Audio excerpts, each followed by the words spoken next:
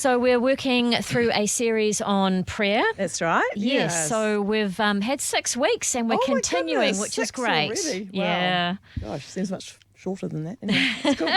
What are we talking about today? Today I'm going to talk about, in the next few weeks, I'm just going to talk about the practice of prayer. And so I thought we'd start with Jesus. That's probably the best place to start. Nice. And just in Luke, it says Jesus often withdrew from the crowd to the wilderness to pray. And at Mark, it said, in early morning, while it was still dark, Jesus went to a solitary place to pray. And in Luke, it said he spent the night in prayer. And in Matthew, it says that he went up on a mountain by himself to pray. And then in all of the Gospels, we know that he was alone in the Garden of Gethsemane praying. So I just thought I'd focus on private prayer today. The fact that he withdrew from the crowds, from the noise, from the busyness of ministry, just to be alone with his Father.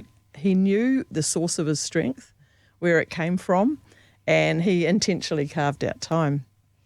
If I can just interrupt here, because it is very easy to not carve out time. I know. We get overwhelmed with the busyness and we're like, I can't go on, I need a holiday, I need this, I need that. Whereas really what you need is, you know, a good 10 minutes, 20 minutes, just carving out some time with God. Yeah, absolutely. And it's interesting because we don't know the content of his prayer because it was private, but we do know the importance of it, you know.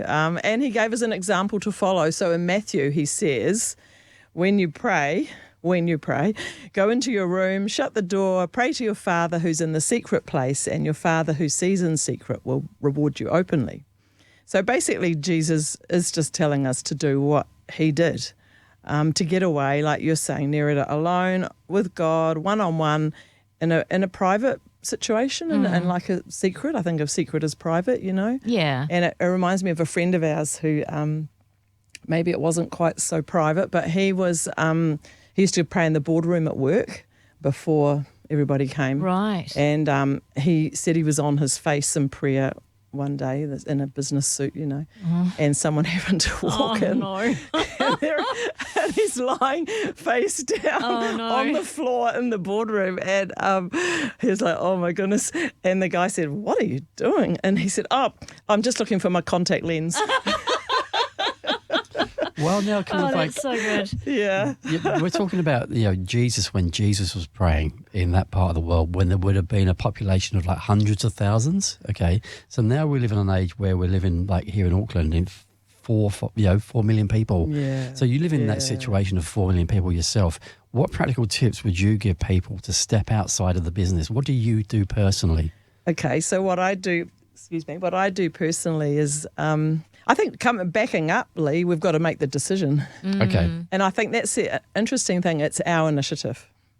Yeah. We have to, it says, draw near to God and God draws near to you. So it's like starts with a choice. And I think it builds up over time. Like I like to think, you know, like we can start off really enthusiastic. Yep, I'm going to pray an hour every day, you know, and then you look at your watch and it's like 5 minutes.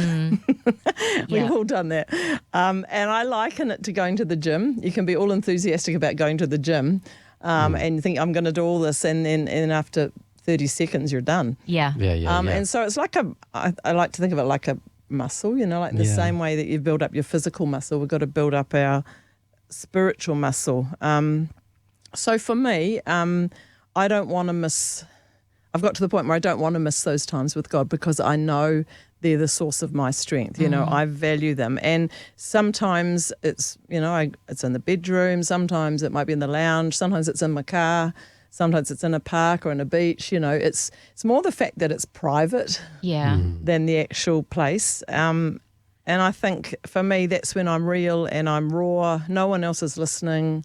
And I like to mix it up too. I think the danger is we become religious, you know, and like, oh, well, I've done my 10 minutes today, you know, and nothing's actually changed, you know, we haven't engaged. Or even if you miss a time of prayer and then you're sort of like, oh no, everything's gone wrong because I missed that time of prayer, you know, that's as religious. Yeah, it is. Yeah. It is, because it's not a lucky thing. No, that's right. It's a relationship. Yeah. You know, and I think I think mixing it up like with worship, with Bible reading, with journaling. Sometimes a lot of my prayers are in a journal, because as I'm thinking, I'm praying, I'm writing it down, So like mix it up, make it, if we're bored with it, maybe he is too. I don't know if we should say that, but anyway. So it's like, I like Oswald Chambers, who's a great old theologian, and he says when we draw near to God, there's a transaction that takes place. So I get forgiveness for my wrongdoings. There's that transaction. I no longer carry that anymore. I get peace for my worries. I get joy. I get encouragement. I think that's a really nice way to look at it. Yeah. Another thing I have found myself thinking is we can often spend our time improving our lives, say listening to self-help or going to the gym or something like that. And so nothing wrong with that. But if we apply even some of that time to just spending time alone with God, how much difference would that make? Yeah. So the challenge for all of us is how do we make it happen? I've got to say, since I've been working here at Rumour Media for 11 years now, and a lot of the reason why I've stayed in my faith here is that I've seen other people around me doing what you are saying that we should do. And one person in particular, when I've been working here every morning, I see this one guy in a room on his own praying every single day I've been here. Mr. Shaw, your husband, he's a great person for doing that. And it's precious, and he wouldn't want you to be saying that because it's meant to be private, but who knows, it's an example, Yes. But and it talks about an open reward, and we don't know what those rewards are, but, his presence, I guess, is the best reward, is that we've got his presence with us. So, so wrapping up, Leonard Ravenhill says the secret of praying is praying in secret.